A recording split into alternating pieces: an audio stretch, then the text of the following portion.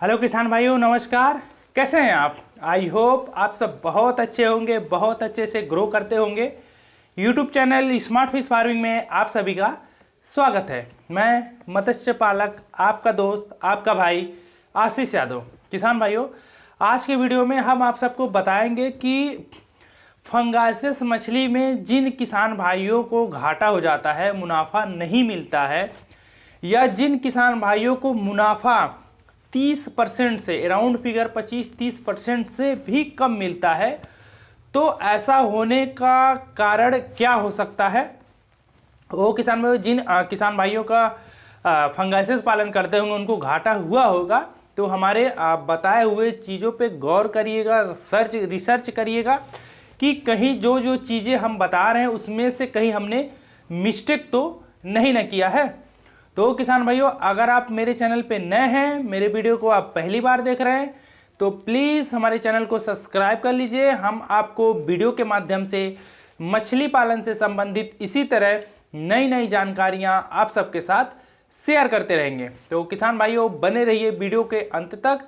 Channel के एक छोटे से इंट्रो के बाद फिर आप सबको हम बताते हैं कि फंगासिस मछली में घाटा होने के कारण क्या क्या हो सकते हैं।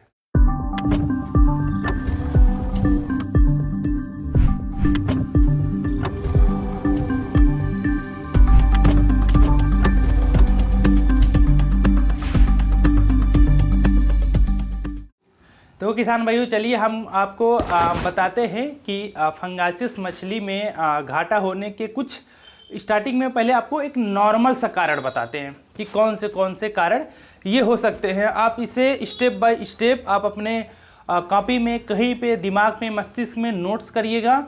अगर आपको घाटा हुआ होगा तो मिलाइएगा कि हमने कैसे किया, क्या किया।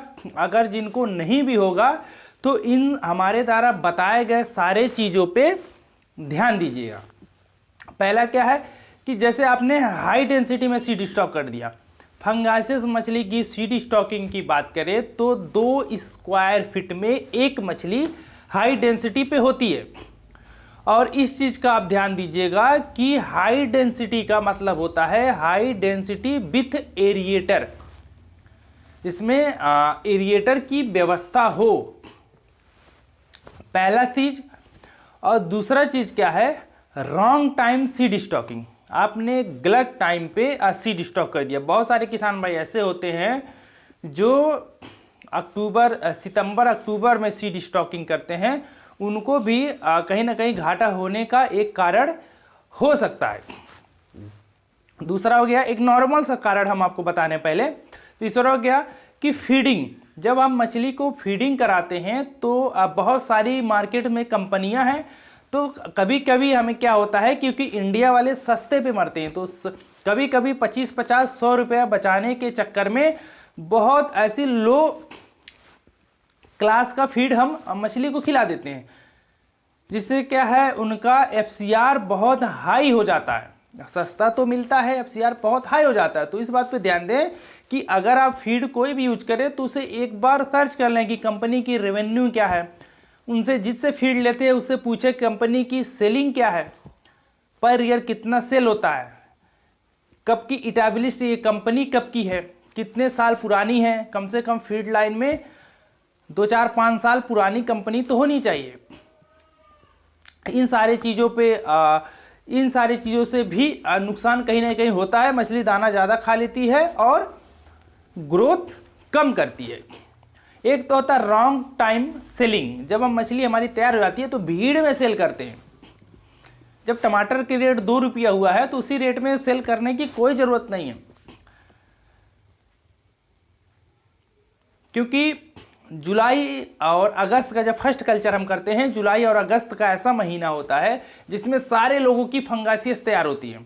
तो उसमें रेट क्या होता है, डाउन हो जाता है। जो कंजप्शन होता है, खपत होता है, वो कम हो जाता है। जो प्रोडक्शन होता है, उत्पादन होता है, वो ज़्यादा हो जाता है। इस वजह से रेट डाउन हो जाता है। तो जो छोटे किसान हैं, छोटी छोटी बारीकियों पे ध्यान नहीं देते हैं, पर फिश कास्ट अपना नहीं जोड़ते हैं कि एक मछली के ऊपर हमारा कितना खर्चा आ रहा है, ये सारी चीज़ें नहीं जोड़ते हैं, उनको कहीं ना कहीं घाटा लग जाता है। और अगर मेन कारण की हम बात करें, जैसे कि बहुत जगहों पे हमने देखा है कि फंगासियस के साथ कभी भी आप upper feeder, middle feeder, bottom feeder, इन सारी मछलियों का पालन मिक्स कल्चर आप ना करें, मोनोकल्चर आप ना करें। कोशिश करें कि फंगासियस का आप पॉलीकल्चर करें। फंगासियस के साथ rohu, catla, mrigal, grass carp, common carp, silver carp, big head, इन सारी मछलियों का पालन ना करें। अगर आपको करना ही है तो आप फंगासियस के साथ बॉटम फीडर कुछ मात्रा में 5 से 7%, मैक्सिमम 10% के हिसाब से आप बॉटम फीडर को डाल सकते हैं, अन्यथा और मछलियों को ना डालें। इससे क्या होगा, आपके फंगासियस के ग्रोथ पे भी इफेक्ट पड़ेगा और आप जो मछली डाले रहेंगे मिडिल फीडर या अपर फीडर, यानी जो ऊपर रहती है या जो बीच में रहती है, इसी डाले रहेंगे तो उनके ग्रोथ पे भी इफेक्ट पड़ेगा, इनके ग्रोथ पे भी इफेक्ट पड़ेगा। और तीसरा है इसमें मेन कारण में दूसरा क्या है कि अगर कोई मछली को डिजीज लग जाता है, कुछ किसान भाई ऐसे डिजीज लगने के बाद भी ध्यान नहीं दे पाते हैं कि डिजीज लगा नहीं लगा। असल में डिजीज रोग वोग लगने के बाद मछली की ग्रोथ स्लो हो जाती है, फीडिंग कम कर देती है, स्लो ग्रोथ हो जाती है, जिसकी वजह से वो खाना खाती रहती है, नुकसान लेट ज़्यादा लग जाता है, खाना ज़्यादा खा लेती है, नुकसान हो जाता है अगर कोई डिजीज।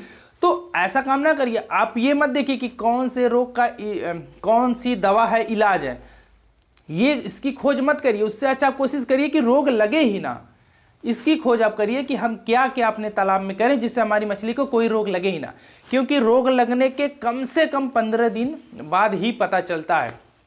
बहुत सारे किसान भाई ऐसे हैं जब मछलियां 100 करके पर डे मरने लगती हैं तब उनको लगता है कि हमारी मछली को रोग हुआ है। तो आप इस चीज का भी ध्यान दें। और तीसरा मेन कारण में सबसे मेन कारण क्या है, एक्स्ट्रा फीडिंग। किसान को रेशियो नहीं मालूम है कि हमें कितने % फीड से मछली को दाना खिलाना चाहिए, कितना % के रेशियो से मछली को दाना खिलाना चाहिए, 5%, 6%। बहुत सारे किसान भाई ऐसे हैं जब मछली आधा kg की हो जाती है, फंगासियस आधा kg, 600 ग्राम, 700 ग्राम, 800 ग्राम, तो वो किसान भाई तब भी वो 5% के हिसाब से फीडिंग कराते हैं, टोटल वेट का 5% फीड देते हैं। ऐसे नहीं करना है। 5% आपको जब आपकी सीड फिंगरलिंग साइज की हो तब आपको 5% देना है। धीरे धीरे आपको बढ़ाना है। 200 ग्राम 150 ग्राम मछली गई तो 3%, 4%, 3%, 2%, आप लास्ट में ला करके 2% पे रोक दीजिए। उसके बाद अगर आप लास्ट में 4 mm का दाना 28/4 दे रहे हैं तो फिर जब आपका सेलिंग टाइम हुआ तो या तो आप 24/3 पे आ जाइए या 26 पे या 20/3 पे आ जाइए। वो क्योंकि बार बार नेटिंग करने से मछली का ग्रोथ तनाव में जल्दी आती है। ये जो फंगासियस मछली है ना, जल्दी घबरा जाती है, इससे इनका ग्रोथ घटने लगता है। तो ग्रोथ को बनाए रखने के लिए हमें कुछ ना कुछ उसे फीड देना ही पड़ेगा। तो आप 28/4 से नीचे भी आ सकते हैं। तो इस तरीके से कारण हैं जो फंगासियस मछली जो किसान भाई पालते हैं उनको घाटा हो जाता है। ऐसे छोटे छोटे करके 20-50 कारण है। अगर ये वीडियो में हम सारे कारणों को आपको गिनाएंगे तो वीडियो बहुत लंबा हो जाएगा। लोग क्लेम करते रहते हैं, गालियां देते रहते हैं कि इतना लंबा वीडियो तुम्हारा कौन देखेगा। तो जिसे गहराई से मछली पालन को समझना है, जिसे as a business fish farming करना है, कमर्शियल लेवल पे फिश फार्मिंग करना है, जिसे गहराई से जानना है, जो मछली पालन को लेकर के सीरियस है, जिसे आगे बढ़ना है, कुछ करना है, उसके लिए मायने नहीं रखता कि वीडियो कितना भी लंबा हो रहा है। उसके लिए मायने रखता है कि हमें जो वीडियो के माध्यम से जो नॉलेज मिल रही है वो कैसी है, हमारा नॉलेज गेन हो रहा है नहीं हो रहा है, हम प्लस पे हैं या माइनस पे, ये सारी चीज़ें देखते हैं। वीडियो लंबा से होने नहीं मतलब होता। तो किसान भाइयों, आशा करते हैं कि ये वीडियो देख करके आपको 100% समझ में आ गया होगा कि फंगासियस मछली पालने में घाटा होता है तो उसका क्या क्या कारण हो सकता है।